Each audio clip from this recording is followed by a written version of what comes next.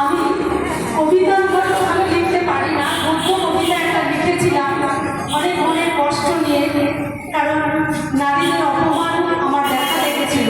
সেটা নিয়ে আমার লেখা উই ওয়ান্ট জাস্টিস, বিচার চাই, বিচার চাই। সারা রাত ব্যাপী এক বিরাট জনতার সমবেত স্লোগান শোনা যাচ্ছে, we want justice, we want justice. রাতের অন্ধকারে মোমবাতির আলোয় ছিন্ন ভিন্ন কোনো মানুষ আর ঘরে নেই। সমস্ত কলকাতা থেকে জেলা যেন রাস্তায় নেমে এসেছে। আগস্টের 8 তারিখ 2024। দিনটা আর 5টা দিনের মতোই ছিল। সামনে 15ই আগস্ট স্বাধীনতা দিবস। সকলে স্বাধীনতা দিবসের প্রস্তুতি চালাচ্ছিল নিজেদের মতো করে। আমরা মেয়েরা বর্তমানে স্বাধীন। নারী স্বাধীনতা আমাদেরকে পুরুষদের সঙ্গে সমান তালে এগিয়ে নিয়ে যাচ্ছে। নারীরা এখন কেউ পাইলট, কেউ সৈনিক, কোনো কর্মে আমাদের মধ্যে বিভেদ নেই। কিন্তু 8ই আগস্ট রাতটা তলে তলে চলেছিল নারী জীবনের যোগ্য। কোথায় নারী স্বাধীনতা? দুর্বৃত্তেরা তখন পরিকল্পনার ছক কষছে, অন্যায়ের বিরুদ্ধে গর্জে ওঠা মহামায়া তিলোত্তমাকে বিনাশ করে কিভাবে আসরিক শক্তিকে প্রতিষ্ঠা করা যায়। তিলোত্তমার অপরাধ, সে অশুভ শক্তির সবটাই বোধহয় অনুভব করতে পেরেছিল। তিলোত্তমা যখন প্রায় 30 ঘন্টা নিরলসভাবে সন্তান সমরোগীদের পরিচর্যা করে একটু বিশ্রামের জন্য পা বাড়িয়েছিল, অগ্নিতে থাকা দুর্বৃত্তেরা সময় নেয়নি তাকে প্রতিরোধ করতে। অতর্কিতভাবে আক্রমণ করে শেষ করে দিয়েছিল সমাজের শুভ শক্তিকে।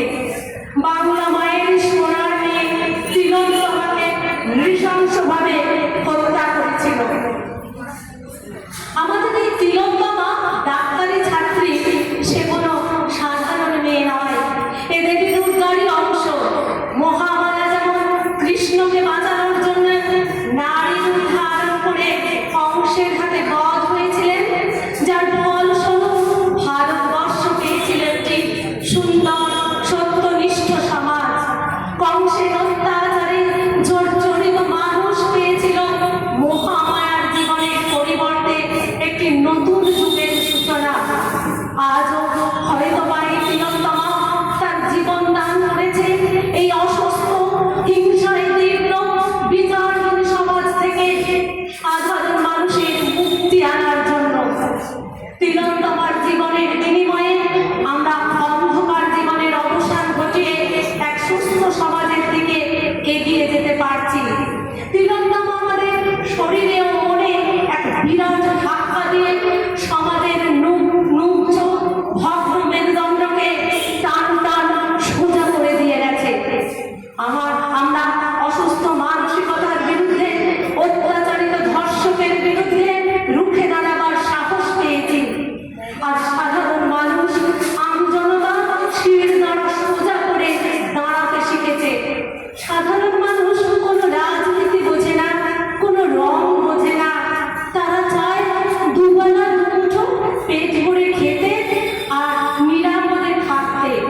কিন্তু শোষকের অত্যাচারে নিষ্পেষিত হতে হতে সাধারণ মানুষের মেরুদণ্ড কবে ভেঙে গিয়েছিল। আজ এই ভাঙা মেরুদণ্ডটাকে অভ্যস্ত হয়ে গিয়েছিল সাধারণ মানুষ। তিলোত্তমার আত্মবলিদান ভাঙা মেরুদণ্ডটাকে টান টান করে অত্যাচারীদের বিরুদ্ধে গর্জে ওঠার সাহস জুগিয়েছে।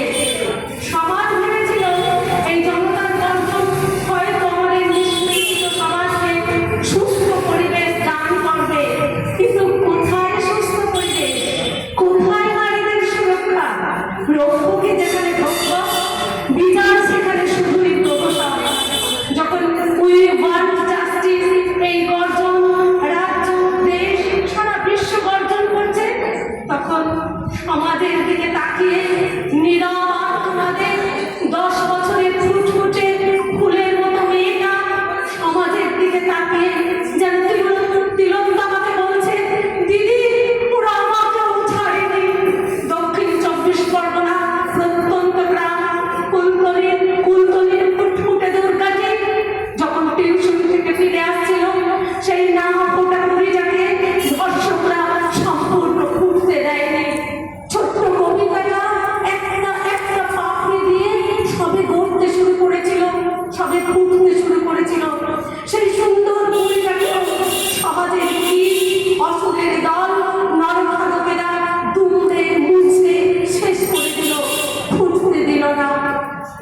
থেকে শুরু